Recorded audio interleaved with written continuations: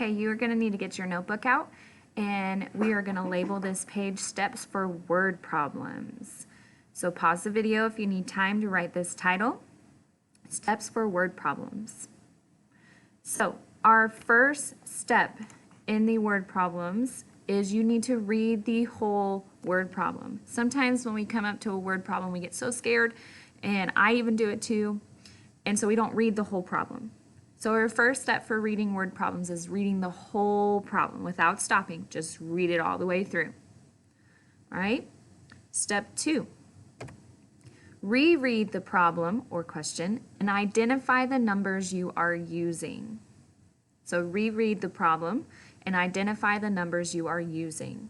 What this means is after you read the problem once, you're going to read the problem again, and this time when you come to a number, you're going to have to stop and say, okay, what is this number? Okay, say I have 22 something. Well, I can't just put 22. I need to know what that number really means. Is it 22 dolls? Is it 22 fireflies?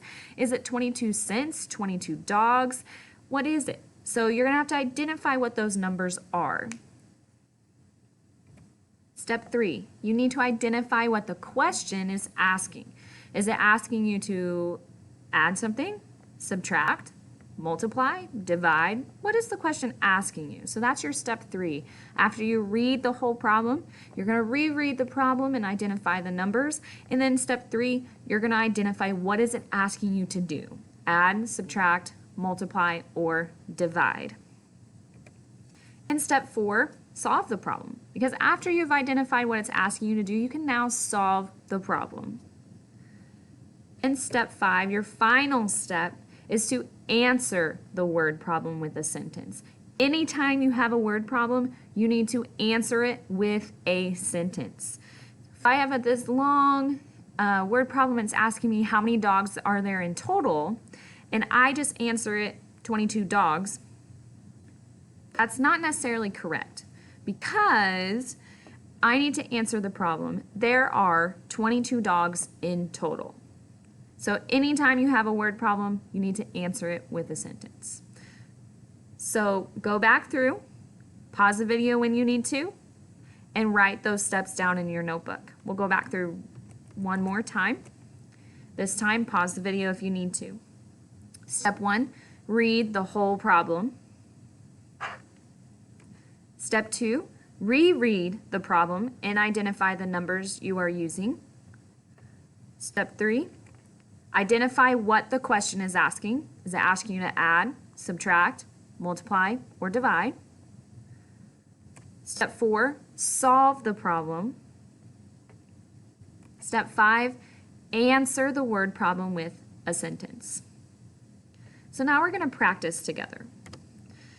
So our practice problem says, Anita, whose father was a travel agent, had a collection of dolls from around the world. She had 22 dolls from Europe, 14 dolls from Asia, and 13 dolls from South America. How many dolls were in Anita's collection? So what I did is I just did rule number 1, which is read the whole problem. So we just read the whole problem.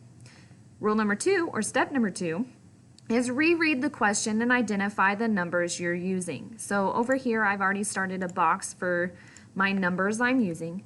So I'm going to reread the question and stop when I come to the first number. Anita, whose father was a travel agent, had a collection of dolls from around the world. She had 22. Okay, 22 is my first number. But what is that 22?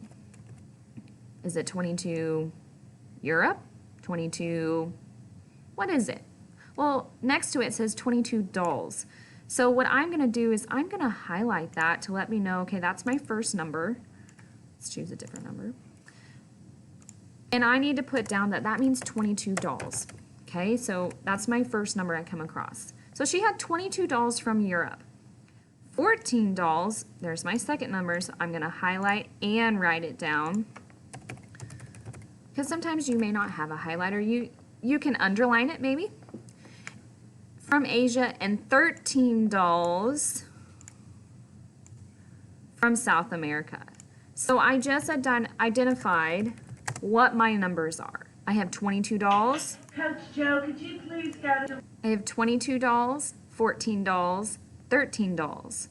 So my 22 dolls, if I wanted to go more, are from Europe. Oops. My 14 dolls are from Asia. And my 13 dolls are from South America. So now that was the second step. My third step is, what is the question asking me to do? So if I see at the end of this word problem, I have a question. I'm going to underline it so we can look at it and make it bold. And I'm also going to highlight it. So our question says, how many dolls were in Anita's collection? So usually when it's asking me how many in total, because it's saying in her collection, this would be addition. So how many dolls were in Anita's collection? So it's asking how many in total does she have? So this is an addition problem. So I'm gonna start another box over here. So I would say, okay, well, she has 22 plus 14 from Asia plus 13 from South America.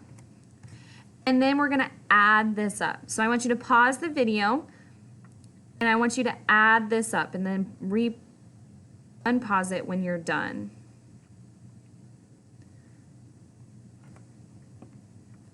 Okay, so when you're writing this on a piece of paper, you would more write it vertical. So you would have it on top of one another.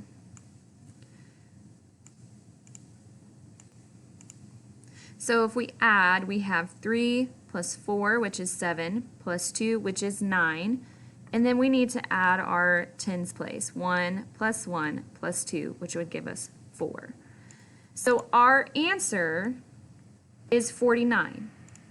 So we solved the problem. That's step 4. Step 5, because we're not done, is we have to answer this word problem with a sentence.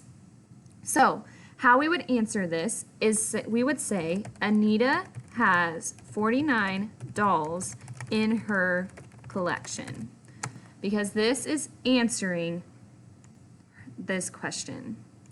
So we did step 1, we read the problem. We did step 2, which was reread the problem and identify the numbers that are highlighted here in purple. Step 3 was, what is the question asking you? We figured out here in the blue highlight that it's asking us to add.